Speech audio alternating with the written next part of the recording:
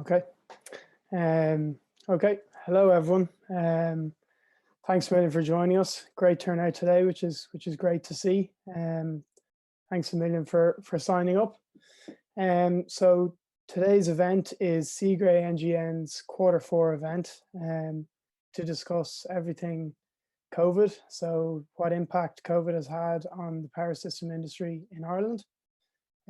So just to give you a quick breakdown of what's going to happen today.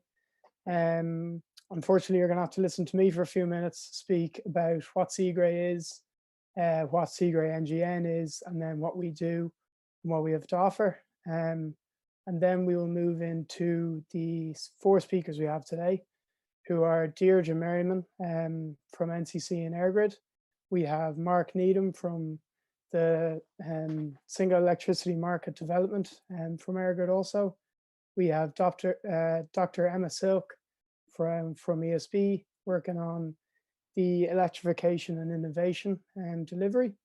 And then finally, we have Vera O'Riordan, who will be discussing the impact COVID has had on the energy use in Ireland and the CO2 emissions. So hopefully there's some silver lining there, and we've heard good things. So hopefully we can finish on a good note. So very quickly, my few slides here.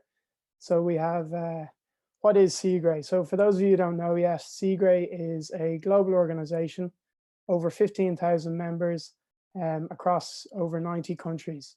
So it is an organization that facilitates the knowledge sharing on the topic of the power system industry. So if you're working in the industry or interested in the industry, it's a great organization to be involved in. So then an extension of that is the CIGRE NGN. So we are Ireland, the Irish CIGRE NGN. So NGN stands for Next Generation Network. So what we try and do is try and get young members, young professionals involved in CIGRE. When the pandemic isn't here and we're normal times, we have things like site visits to wind farms, to interconnectors, and just general things across the industry. Normally quite interesting days to get involved in. Obviously with the pandemic, we've had to go online with all these. So what we offer now is an event every quarter, along with the newsletter. So just to keep people up to date on what's happening in the industry, if there's any new developments, if there's anything interesting going on, we try and make people aware of it. So yeah, so what are the benefits of being involved? So if you become a member of CIGRE and NGN, it's cheap enough, only €45 for the year. A lot of organizations will pay for their employees, so you could figure that one out. So you have access to eCIGRE given to you, which if you want any access to CIGRE published documents, standards, specifications, things like that, very useful. There are also working groups going on across the globe. So if you wanted to get involved, anyone from any standard can get involved or any experience. So it's great that there's so many interesting problems out there across the globe, and you can get involved in trying to come up with solutions with people from different countries, different companies. So it's a great place to meet people and a great place to get involved in some interesting work. And then finally, if you're proud of said work, we have a forum for showcasing that work. So as you'll see today, people just showcasing what they've been doing and their work. So yeah, so that's pretty much my spiel. My final selling point is that we have a spot left to send someone to Paris next year. This is obviously COVID pending with all that, but we have one slot for someone to present at CIGRE, the Paris CIGRE session. So we'll be taking abstracts for that on Friday, and you'll be sent out an email. So we'd love to hear from you, and if you'd like to get involved, just email myself at bill.shannon@esb.ie. We'll send out an email as well with all the details, you know, to listen to this. But yeah, that's pretty much my spiel. And then, so the first speaker we have today is Deirdre Merriman. So Deirdre works in the NCC in EirGrid, as I was saying. So she's responsible for the control of all operations on the high voltage transmission network. So she has to guarantee system integrity, security, power quality. So including things like remote switching and voltage control. And she is responsible for dispatching and scheduling of generating units in the single electricity market, interconnector trading, applying market rules, and ensuring all conditions at the grid code are met. So a lot going on there. So I'll pass you over to Deirdre for the presentation. Okay, hi guys. You can hear me okay, Bill? Yeah? Yep, there. Okay, can you bring up my screens, please? Sorry, yeah. Second. Okay, you can skip that one. Okay, so 13th of March, we entered lockdown, and we entered what is possibly, well, most likely the most significant shift in the way this country used electricity that we've ever seen. So we would have seen short-term shifts in electricity demand. The 4-day red alert during Storm Emma, when it snowed very heavily, we saw a lot of power outages. So we would have had, different ways the country was using electricity, but a lot of that was limited by what electricity was available to households to use. We've had interesting things like sporting events. So when Ireland played England in Croke Park in the rugby for the first time back in 2007, we saw massive spikes at half time and at the end of the match, with pubs pulling pints and kettles going on and lights going on, that sort of thing. The royal weddings, both were quite interesting for us. Irish people did tune into the TV to watch the weddings, so that affected the electricity usage as well. And then in the days before Sky Plus, when you had to watch your soaps live, we would have seen spikes at halftime in Coronation Street. And prior to that, maybe during the 80s, when the Late Late Show finished on a Friday night, everyone just went to bed. So literally the demand for electricity just fell off completely. But since March, we've seen the most significant shift in the volume of electricity consumed and also how we used it. So this presentation is just going to go through the patterns that emerged and then hopefully how we can use this experience to our advantage in the future. So next slide, Bill. So this is just a few curves from 2020 and 2019. The first week in March, I think I'm looking at a Tuesday, Wednesday, Thursday here. So you can see that the load in the top three curves is higher than the load in the bottom three curves. A lot of that is actually due to the demand data centers that have connected to the network since the beginning of the year. We've seen a 46% increase in data center load compared to this time last year. So they were connecting all through the year, even before COVID, after COVID, they were connecting. So that kind of jump there between, say, the red curve and the black curve is possibly due to data center load. Differences in the peaks would be due to the weather on the day. So if it's a little bit colder, we're obviously going to use a bit more electricity. We're in March here, so it's before the clock change. The evenings are getting a little bit brighter, but it's still, the weather can be very, very changeable. So this was the week before lockdown. So if you want to go on there, Bill, please. So we're looking here at the red curve is Thursday, the 12th of March. So the Taoiseach made his speech that night, that the Friday we were going into lockdown. And the blue and the green are just last year for comparison. So you can see the pink curve there, significant fall off in the morning after 6 a.m. with nobody going to work and nobody going to school really. And then mid-afternoon, you can see another fall off. And we're putting that down on the Friday afternoon to anyone who did go into their offices on Friday morning. They probably all went home after lunch. They might have just gone in to pick up a few bits and then they're going home. So yeah, big drop off there in the afternoon. So we really didn't know what to expect in NCC. we kind of had an idea that we might be looking at maybe a weekend pattern for like a Saturday morning. The load growth is slower than on a weekday with less people getting up and going to work and school, but we really didn't know what to expect. So we were, you know, we were playing it very, very carefully, and really being prudent in how we committed generation, not decommitting too much, and just keeping options open really. So you can go on to the next slide there, Bill. So the second week, so we're seeing this emergence of the new demand curve shape.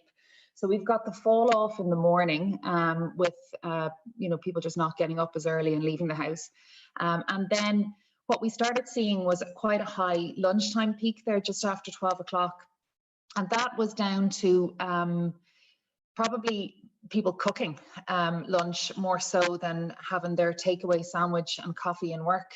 So if you've got kids at home, you might have been putting on the oven to put something on for them. The afternoons weren't too different, but then coming up to 6 o'clock, we saw a much steeper load demand there. And again, we're putting that down to cooking. So people are home, they can put on the ovens in the afternoon and actually make a proper dinner, as opposed to coming in, you know, you're wrecked, you come in at 6 o'clock and you're taking something out of the freezer to defrost it. The late peak there is actually the lighting up peak. So I think at this stage, this was just after St. Patrick's weekend. I don't think the clocks had changed just yet. So you've got a dinner time peak at 6 o'clock, and then all the street lights are coming on there at probably around 7:30 or so. So that peak, that late peak is lighting up basically. I think you can go on there now. And then the third week. So this is where a lot of businesses started closing day by day. So any maybe coffee shops or restaurants that might have stayed open at the beginning for just takeaway, especially in the city and around business areas, they just started closing because there was nobody in offices or buildings around town really. So you can just see every day on that third week, the demand fell away. The last curve there is the black one, Friday. I think that's Friday, the 27th of March. That kind of became our new normal. And that's what we started scheduling for going forward. We're going into, I think that weekend there was when the clocks changed. So we always would have a significant shift in how electricity is used, you know, before and after the clock change. So that was another bit of guesswork for us to do to see going into April, what way would it affect us? It didn't really affect us during the day, to be honest. We just had a different lighting up peak at night, and we managed that fine. We were used to that part of it. So that's, you can just see there, I just think this one's really interesting, that every day you can see bit by bit just the demand for electricity just being chipped away. I think by that stage, we're all everyone who should be working from home was working from home. And yeah, that was our new kind of shape. Interestingly, overnight there, between midnight and 6 a.m., there was very little change, really. So that's your industry that's probably there 24 hours a day, that probably didn't change. You've got hospitals, you've got whatever, you know, nursing homes, you've got people that would be using electricity during the night. That didn't really change at all. You can go on there now. So this is just a table of the weeks. So week 10 was the start of lockdown, and it's run up to the end of October there. And the right-hand column just shows the percentage difference in electricity usage from 2019 to 2020. So the big changes there were kind of the first couple of weeks in April, minus 11%. Interesting, Northern Ireland and GB, so they were on a different set of restrictions than we were. And I know we operate an all-island system, but their restrictions just didn't tie in with when the Irish government's restrictions were being announced. So I've literally looked at Ireland's demand here as opposed to an all-island view. With the data centre load, we really saw that we weren't losing as much energy consumption as the North and GB were. So their figures were about 20% on average, and we were kind of maybe 11 or 12% at the worst. So the data centres really propped us up as such.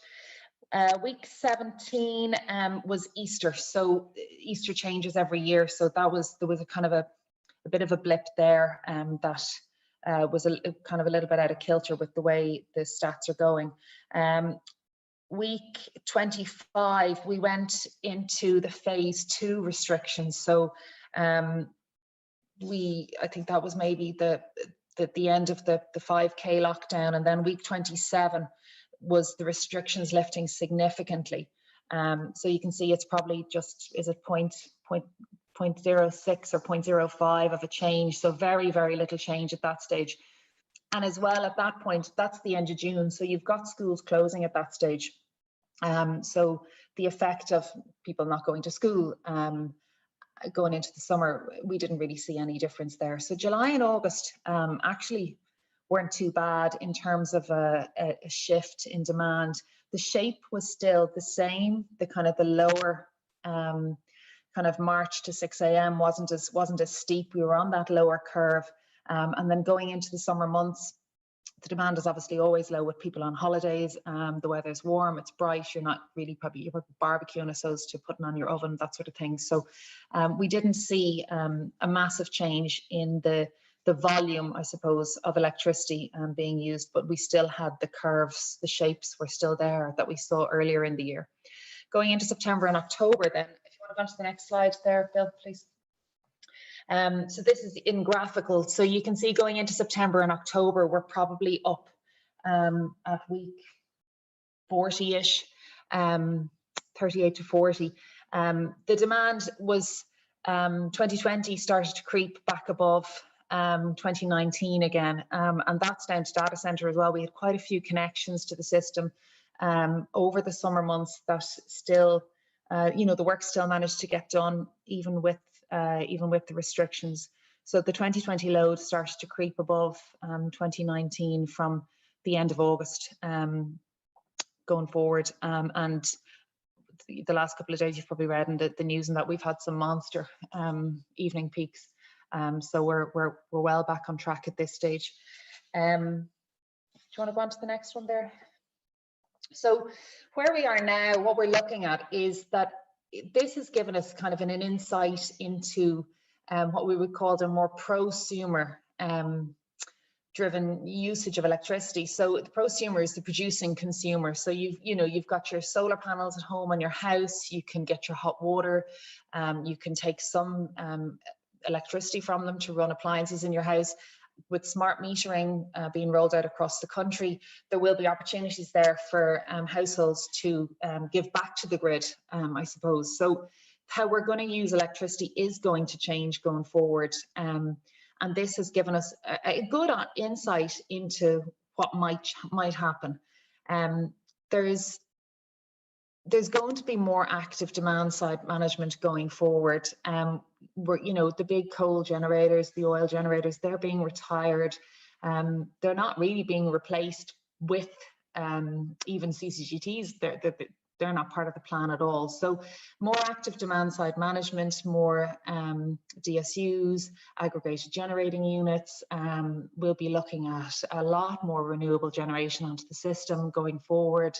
We're pushing up towards 70%. Very, very soon, it'll be 75% next year.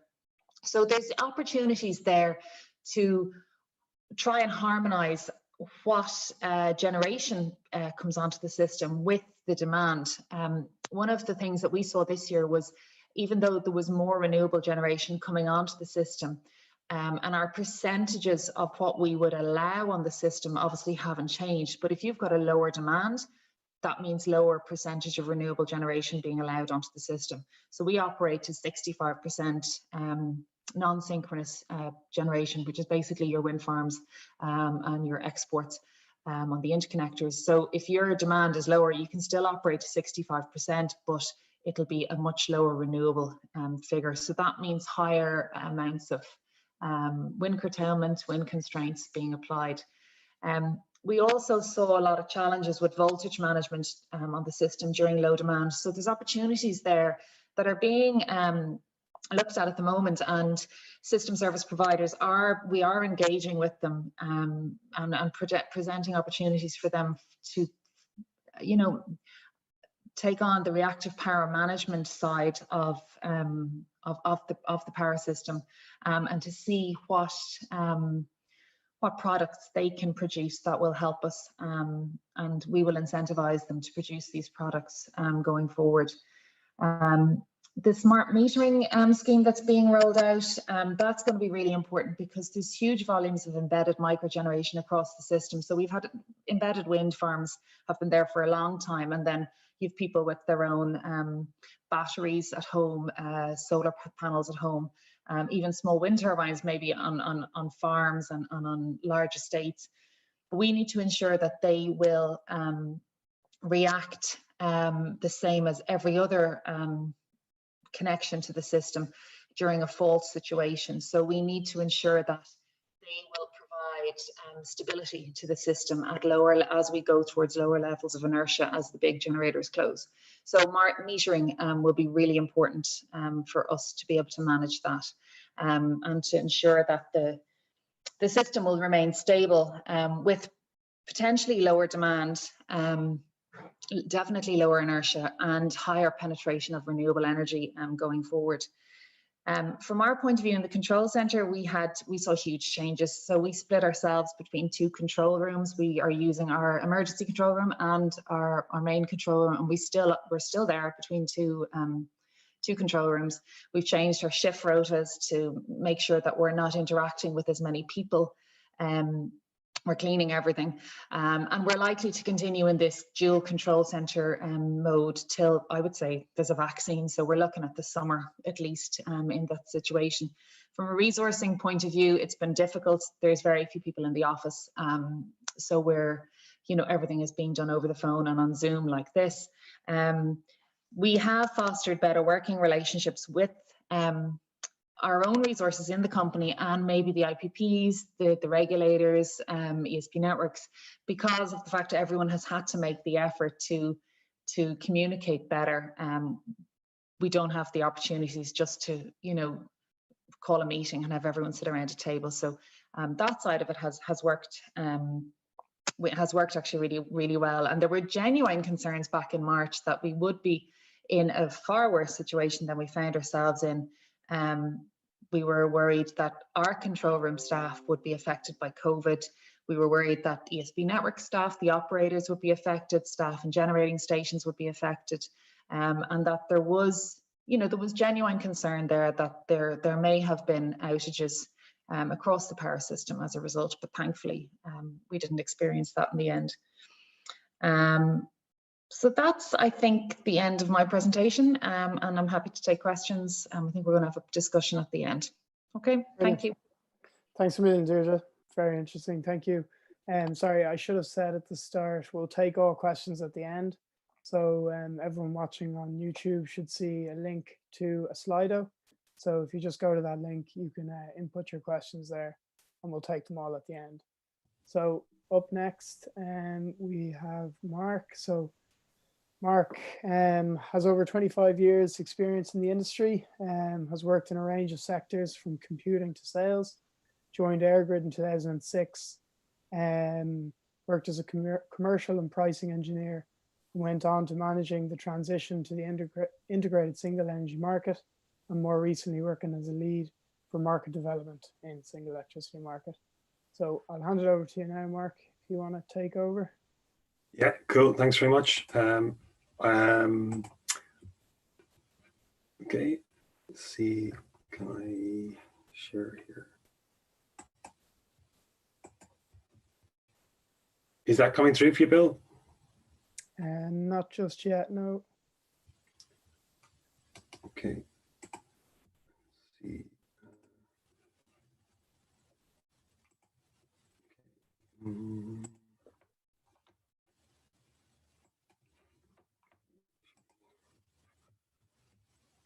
Okay, it's telling me that I'm disabled, so it's not allowing me to participate to share the screen. So maybe, Bill, if you just put the slides up and I'll guide you. Yeah.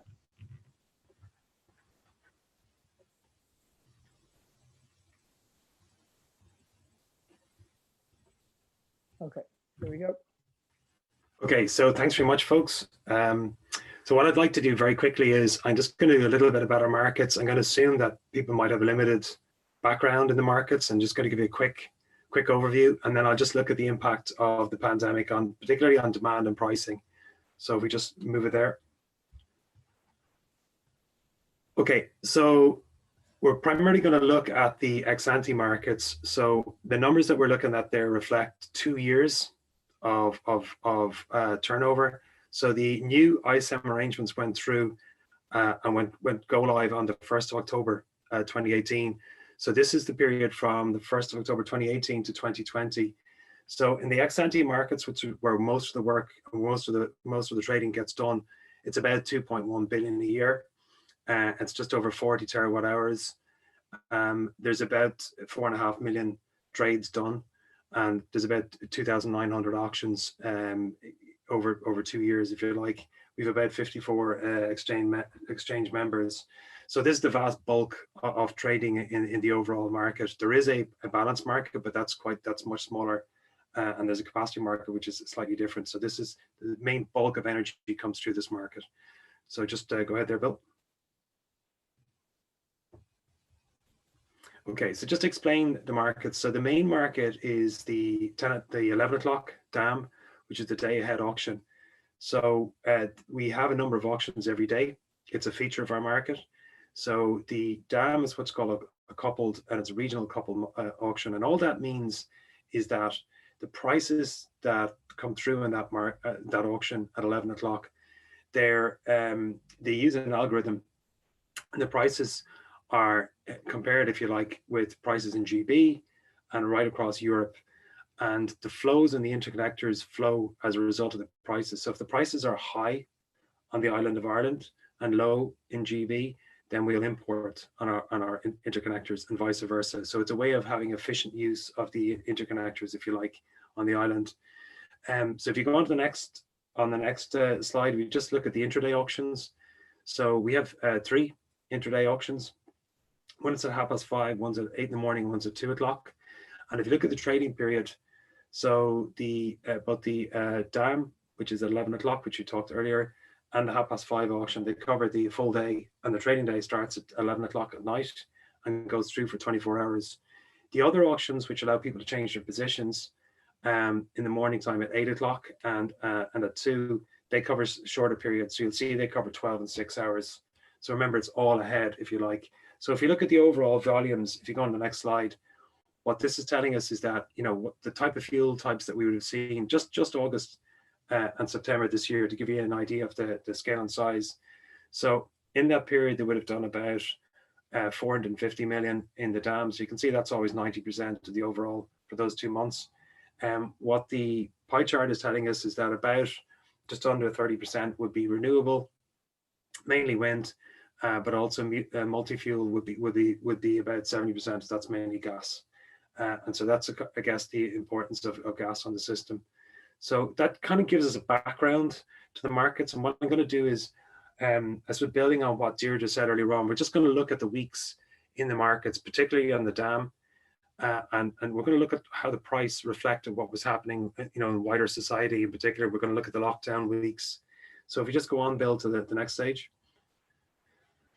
Okay, so these are the DAM volumes, and so what we've done is we've plotted 2020, which is red, and Easter, which is in, and 2019, which is in blue. I've also taken out a period which is weeks around week 16, which would have been Easter this year, which is the 12th of April. And we're going to talk a little bit about, you know, the differences that we can see. So if we just move on to the next period.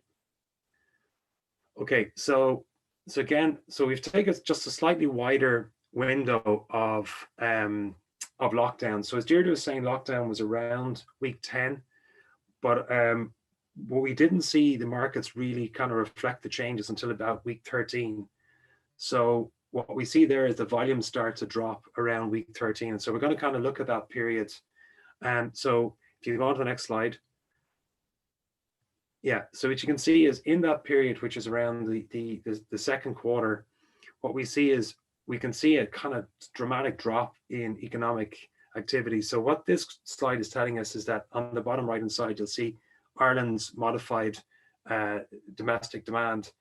And what it's telling us is that at the bottom, you've got the Oxford Stringency Index. That's a fancy word for saying an index of the measures we took to shut down the economy to fight COVID. So there's 18 indicators there, from closing schools to shutting down all public events, to closing places of faith, to sending people home from work, etc. And as you can see, Ireland is quite extreme in that. And you can see on the left-hand side, the index is telling us is that the drop in economic activity, so it was just below 15%. So as we can see now is that with the lockdown, you've got a complete slowdown in economic activity. And if we go on to the next slide, what we begin to see then is with lockdown, we've started to see, as we tease out the effect on the markets itself, we can see the volumes sort of dramatically. You can see the red falls below the blue from about week 13 on. So if you just go forward, Bill, we can just a little bit of analysis. So 2020 was about the same as 2019 in the first quarter, maybe a little bit marginally ahead. But you can see there from week 13, and Deirdre called this out quite well, that although lockdown was around week 10, there was a sort of a funny period where it took a while for the activity to slow down. But it did, you'd see the real drop in the volumes coming through during that period from week 13 onwards. So you can see 2020 becomes dramatically lower than 2019. But what's interesting in the markets, as you get later on in the year, you can see that the red there begins to catch up, and in some ways just even pass out 2019 as we go towards the middle of the year and on. So this graph ends around the end of September. So you can see there week 26, 27, 28, the red, which is 2020, is even a little bit ahead of 2019. And so this is quite interesting. If we just move on to the next one, Bill. Okay, so that's the actual volumes that we're going through the dam. The next one I'm going to look at is the actual pricing. So if we look at the prices themselves, this is quite interesting. So if you just move on there, Bill. Okay, so again, if we just do a little bit of analysis, just move on to the next bill, we just do each area. So you can see there, the pricing is 2020 is below 2019, sort of from week 12, week 13, and you can see that gap is sort of more or less maintained from a pricing perspective, right out to the end of the end of the period we're looking at. So you see 2020 catching up and passing it out around week 20, sort of 32, 33, 34. And what's kind of interesting about that is what that's telling us is that other factors, because I looked at the gas prices. I mean, gas prices picked up this year, so it wasn't just the gas prices. You had a lot of variables coming through and other things. So the 2020 prices stayed below 2019 for most of the year. It was really only in the autumn pickup we saw it passing it out, which is quite interesting, even though we saw some of the volumes getting closer to it earlier on. So there's other factors, high penetration of renewables and others, that are keeping those prices quite low. We just move on there, Bill. The other thing we just want to look at here is just all island demand. So I'm just mindful that if you look again around week 13, so until that point we saw demand was ahead, and then it dramatically falls from 13 on, which is no surprise. But then again, we see from the middle of the year, we see demand is putting ahead. So what that is telling us, I suppose, is we saw the the effect of the lockdown, but also the way that people began to shake out, and the dramatic increase in economic activity in the third quarter. And the other thing is, when I looked at some of the later data, which I don't have here, but it's more to do with the later lockdown, if you like, the change in economic activity was nothing like the earlier lockdown. And so if we were to extend this out, which I don't have the data on, you'll find that the drop in economic activity was nothing like what happened after week 13. Okay, so So I suppose just to sum things up in terms of what we're pulling out of that is that there isn't an exact correlation between the demand fall and pricing. We also saw that the drop in volumes, etc., didn't happen immediately. So as Deirdre was saying, it took 2 or 3 weeks for them to kind of make their way into the markets, if you like. I think the other thing is we've seen is we saw that the prices themselves, you know, were kept quite low until the last, you know, few weeks of the period that we looked at. So again, even though that there was a pickup in gas prices, that wasn't necessarily didn't necessarily come through. And as people who've been following the SEM, particularly the old SEM pre-ISEM, you know, it would have been very, very tightly coupled to the gas prices. So, and that's just a kind of an interesting observation that we've picked up. Okay, so I will take questions later on. I know that you may have some, but just to move to the next slide, just to thank Lee McAllister and the trading team, because they're the guys who pull all the numbers together. And for people who may have been at the market operator user group and other meetings, you would have seen some of this analysis. Okay, thanks, guys. Brilliant. Thanks a million, Mark. Sorry, just some technical issues. I'm just going to try something here very quickly. Yeah, there we go. Don't worry. Okay, so I'll share my screen for you as well. Is that okay? Yeah, please. Yeah. Perfect. Okay, so next up we have Dr. Emma Silk. So Emma has been all over the place. She's significant time in the States, in Africa, in Europe, focused on client-centric delivery of various engineering projects, whilst demonstrating ongoing commitment to evidence-based decision-making with strong commercial acumen, influencing and shaping the direction of business growth. In her last role, Emma spent 5 years responsible for the development and commercialization of the electromobility sector for ESB Group in GB in particular, and in this period delivered on negotiating and securing a pipeline of multi-million-pound investable infrastructure contracts and structuring a JV of scale. So very interesting stuff. Best of luck, Emma.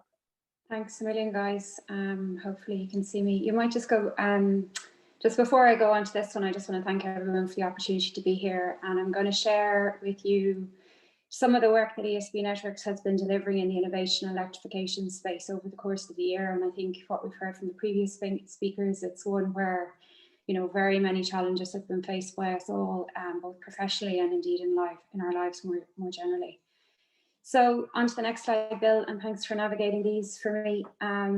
So many of you will actually have seen this diagram before, but I suppose I wanted to set the scene in terms of where we are now and where we are going to from an ESB network standpoint. This is a view based on the targets that are contained in the Climate Action Plan of what the power system will need to support in 2030. And it pivots around the 4 driving forces, or the 4 Ds, as we call them, of energy transformation, and then the various policies, agreements, frameworks that are associated with climate change. So if I'm to call out just a couple of the figures that are on this particular chart, almost 1 million EVs by 2030, plus about 8 gigawatts of onshore and over 3 gigawatts of offshore wind. So these are super challenging numbers, and if achieved, will actually make a huge difference to the CO2 emissions in Ireland. So on to the next slide, please. I made the fatal mistake as well of including animation, Bill, so you'll love me at the end of this. Anyway, the area I'm responsible for has 2 areas, innovation and electrification. So firstly, in the innovation space, we have 3 roadmaps that underpin the themes of work that we do. So all of the technology tests and trials. And then these roadmaps are future customer, climate action, and network resilience. And you can see here, I've included examples of the focus areas that fall under each of the 3 roadmaps. And each of the roadmaps, and if you just click one more time, there's an animation here. Each of the 3 roadmaps is specific in that it aligns with ESB Networks strategy, as well as also the various regulatory objectives that we have in ESB Networks. And the next slide. So I'm also responsible for electrification delivery, and this is basically a major project that we have underway that is ensuring the readiness of our LV system so that it's going to be able to cope with the anticipated large-scale penetration of the technologies that we're going to see resulting from electrification of transport, electrification of heat, and so on. So if those climate action targets are achieved or even partially achieved, this program of work is actually going to see about when and where the work will be required. So if you click 3 times, Bill, there's just a highlight for each of the points, what work will be required, and then how we will actually undertake that work in a proactive project managed deliverable. So the next slide then I have is just, I wanted to focus just a moment on how we deliver our projects.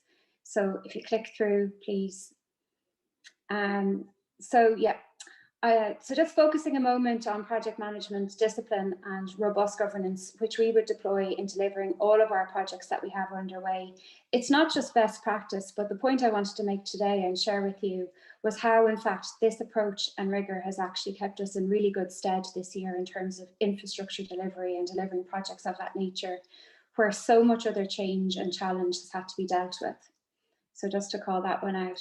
So my next few slides now, if you click through, I'm going to focus on the impact of COVID on the innovation space and the electrification space. So firstly, the Dingle project, which hopefully many of you will be aware of already because it's one of our flagship projects.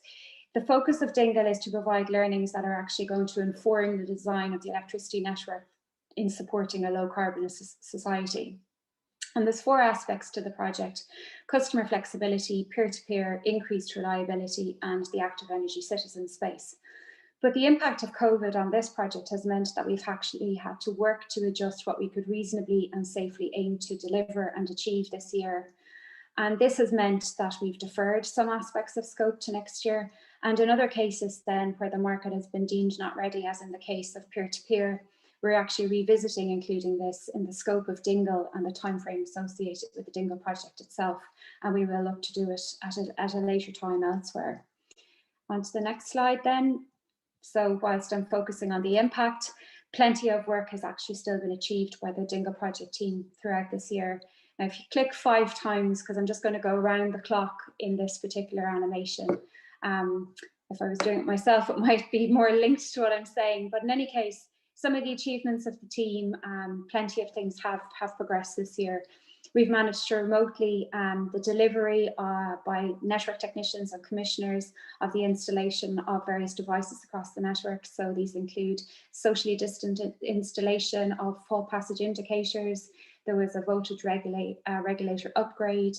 In the ICT space, we've managed the procurement of the IT platform. Sorry, I'm getting a reminder here. We've managed the procurement of the IT platform that's going to support all of the technology trials that are now going to commence from next year, so 2021 onwards. And we're right now in the final stages of negotiating and concluding that contract with the selected vendor. And then in the activating the energy citizen space, we've managed to deliver various webinars throughout the year. So to call out a couple, the Edison Electric webinar, there was a webinar in LV mapping, peer-to-peer. And then the last picture at the top is throughout all this year, one of the most important things we've had to do and continue to do is managing our stakeholders and engaging with the trial participants to explain and help keep them informed about the project, the impact of COVID, what's going on, the status, any adjustment, and importantly to retain their goodwill. And just to call out that that picture is actually a pre-COVID picture. So moving on, Bill, another example of a project that we've had underway this year, so just if you pause there for the moment, is the Sanyo project. It's an example of a Horizon 2020 project or a European project that ESB Networks is involved in. The Sanyo project was actually at a critical point in its delivery when the pandemic hit. We were deeply involved in concluding our field trial installations for the project at the time, and actually ran into a number of technical issues that required technical investigation on some of the equipment. And this all happened at the most severe part of lockdown, which prevented our technical staff from actually attending trial sites.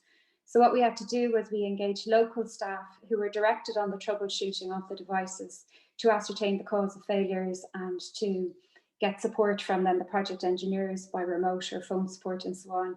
And then the equipment was tested, the faulty components were identified, which were then returned to the manufacturer and were repaired and reissued and so on. But it's probably worth calling out as well that the manufacturer was also on lockdown, so that saw repairs being done in home workshops and so on, which was really less than ideal.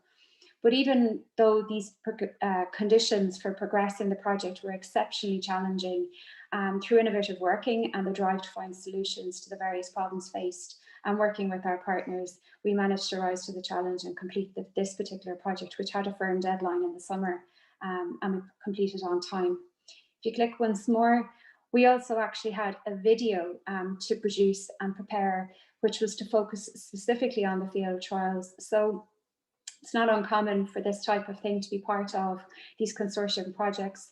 Under normal circumstances, a video company would shoot the sequences and would produce the entire video, end to end. But because of the travel regulations and the restrictions that we all were bound by, project staff were compelled to shoot the footage of themselves using similar equipment to what was being deployed in the Sanyo project, but within, of course, the available travel limits. And then because travel was prohibited for all but the essential reasons, voiceover recordings were produced by staff at home. And ultimately the video footage and the voice recordings were sent to a producer who compiled with some stock imagery and ultimately produced a video. And thankfully, the video was commended by our project partners on Sanyo and indeed the Commission as being a really good representation of the field trials that we had completed. And it's probably worth saying, across our entire project portfolio, there are many other examples where project work programs have had to be adjusted on account of COVID. This has included things like deprioritizing work, not doing site visits. In one case of overhead line inspections, we prioritized tender work over actual site visits. And there's many, many other examples that teams have adjusted and amended on account of COVID.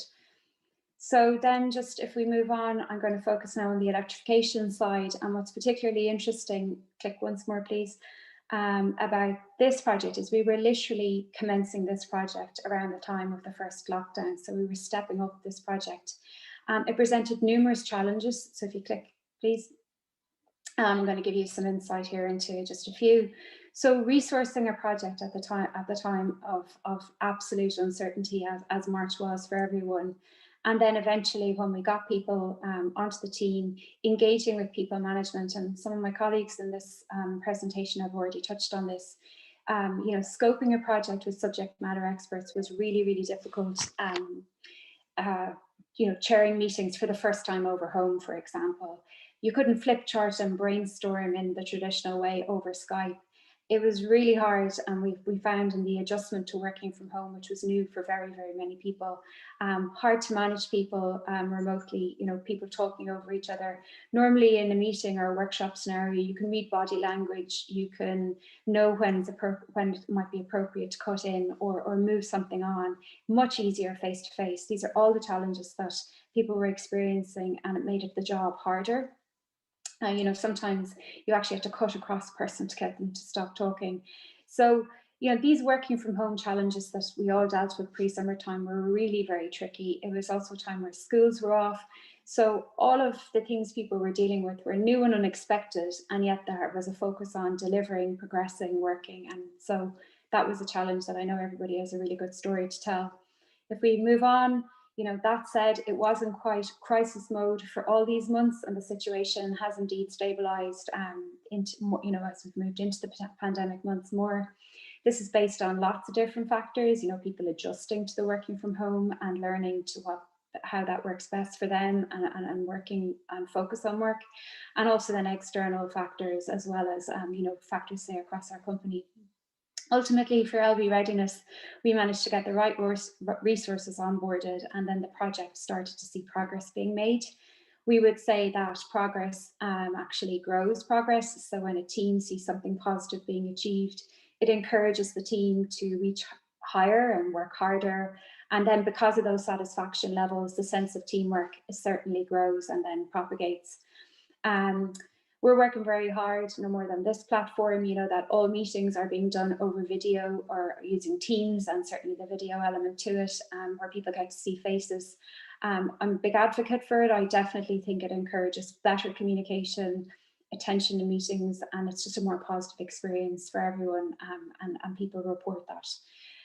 If you click on once more, then terms just to note the deliverable and how this particular project has progressed from being initiated in March through now.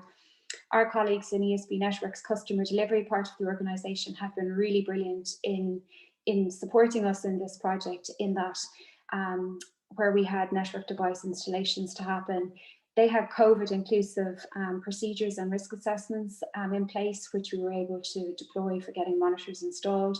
It was because they had planned their business continuity response with respect to COVID that after we completed the tender process to get the monitors, they were then installed in a very quick time frame. So this is a screenshot from just a little over a week ago, and you can see we have actually over 80 of the 96 LV monitors installed at this point. So super progress. And then finally, I'm just going to close with some learnings and other kind of musings on managing change. So managing our if you want to click on, managing our external interface. So in this slide, you can see there's a number of different channels that we would normally use to engage with our stakeholders and manage our external interface, to share information about our projects and activities, to receive and invite feedback and so on. COVID, as it has for everyone, has affected almost all of these channels, and we've basically managed to move pretty much everything to happen online and remotely, and would say it's working quite effectively, and people have adjusted to it and are now receptive and feel it works. So finally, just in my last slide, I just take this opportunity to conclude by saying I want to acknowledge and recognise the efforts of all my team across all of the projects we have underway. The team have demonstrated immense commitment and energy to making things work and keeping the show on the road. It's really not been easy, but our team has shown great resilience this year, and I think it's commendable, as across all organisations by all accounts. So thanks for your time and attention.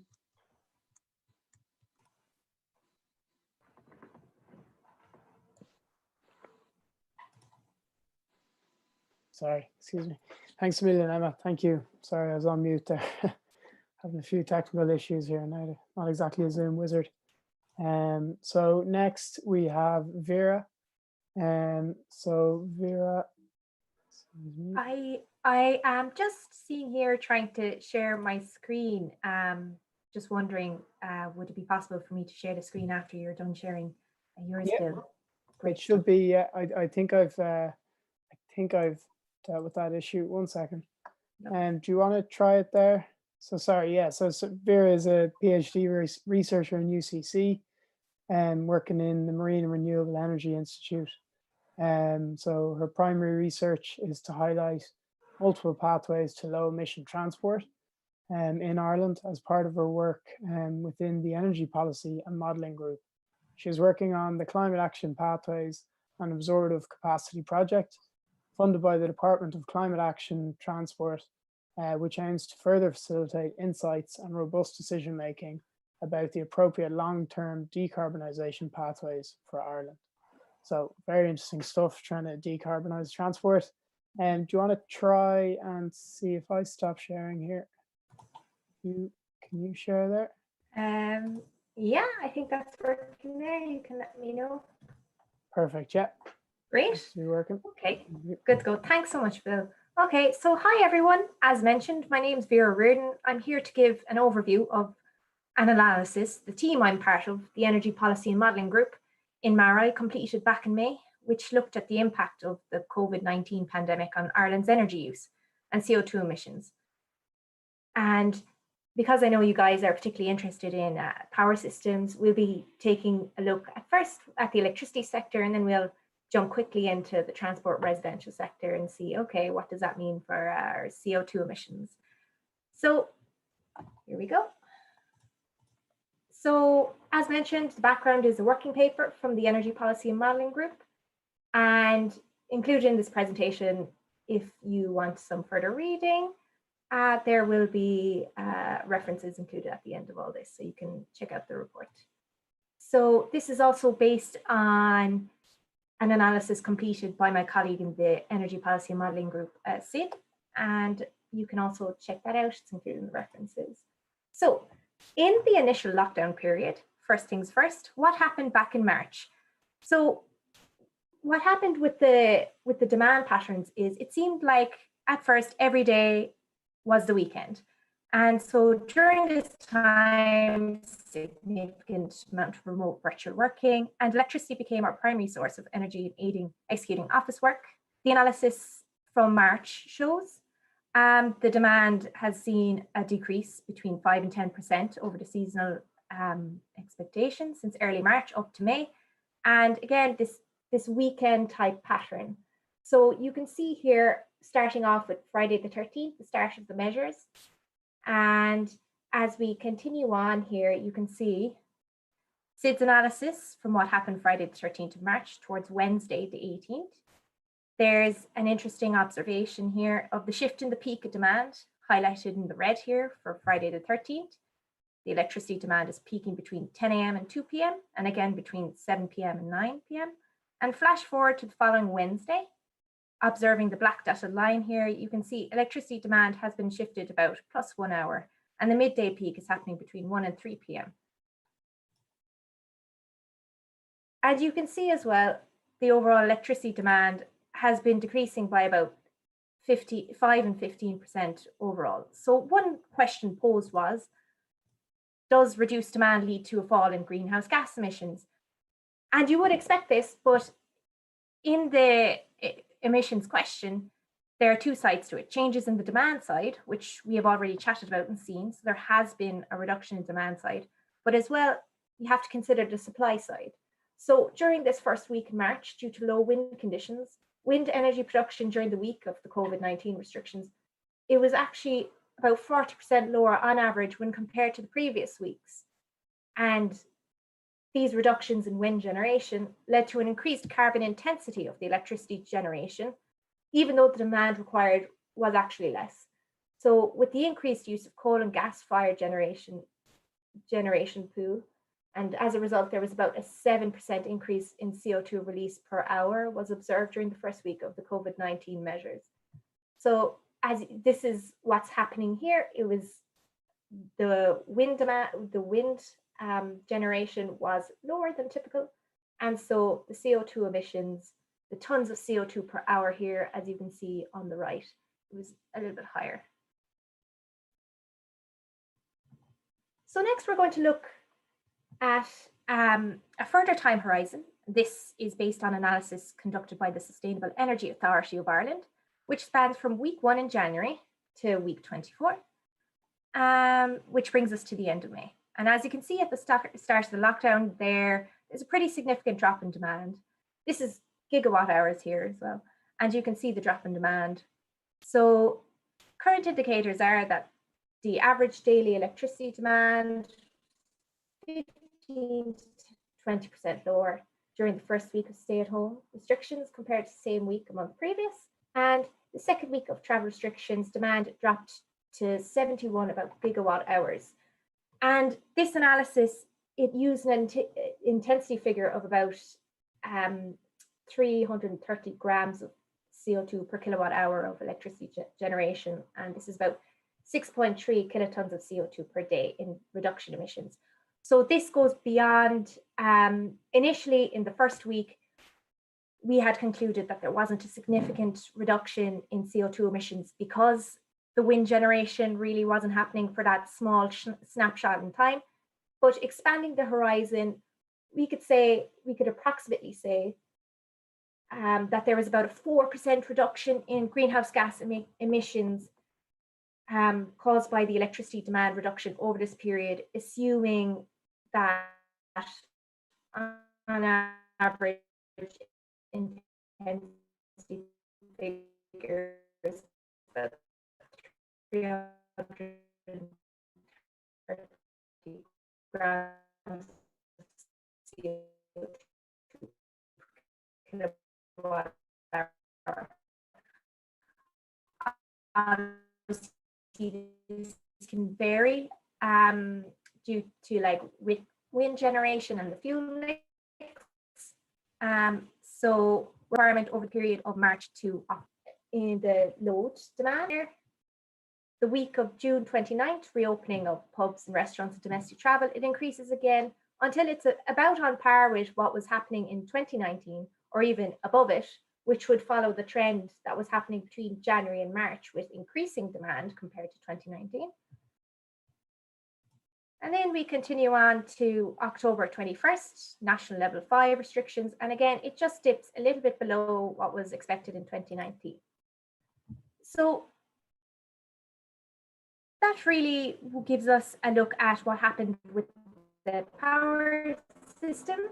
And as you can see, like there has been pretty much by now about like a full recovery of the electricity demand when you zoom out and you look at the picture overall. So when we're talking about CO2 emissions in the context of the COVID-19 pandemic, we're actually drawn to looking at two other sectors, which are the transport and the heating sectors. So next, I'm going to just have a quick look at the other sectors in the energy system, which is really where the CO2 emission savings would come into account also. And I just like to point out that when we're talking about CO2 emissions by sector, it's important to understand the proportion of each sector. So electricity has about, 27%. Then you're going to have your heat at about 34%. And then the largest share is by transport, which is about 38% of energy-related CO2 emissions by sector. And so when we're looking at heating sector indicators, kerosene and gas oil sales here, we see a big increase in March to June. And this is for two reasons: stockpiling, and also because there was quite low oil prices at this time.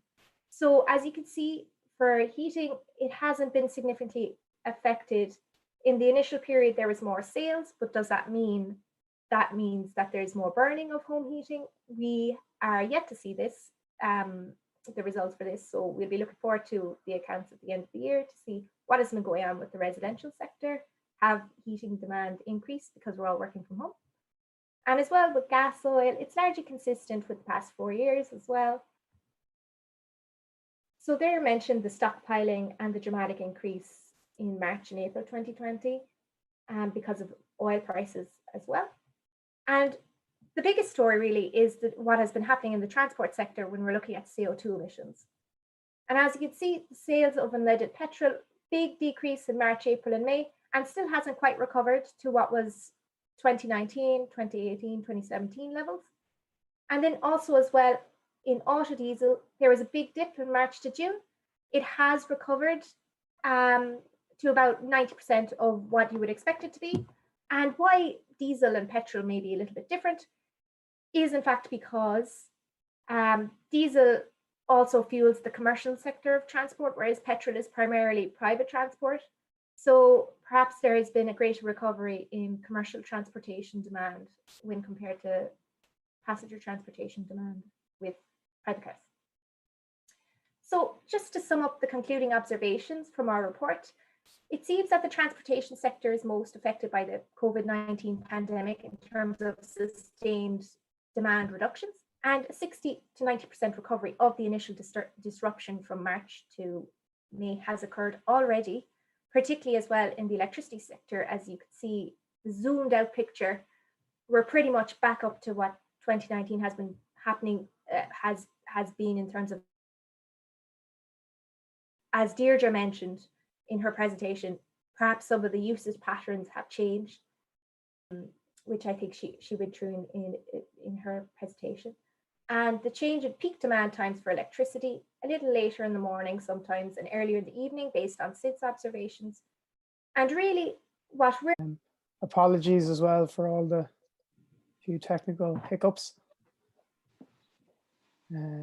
Okay, so we'll just have a go. So the first one is just a general one, so whoever wants to take it, feel free.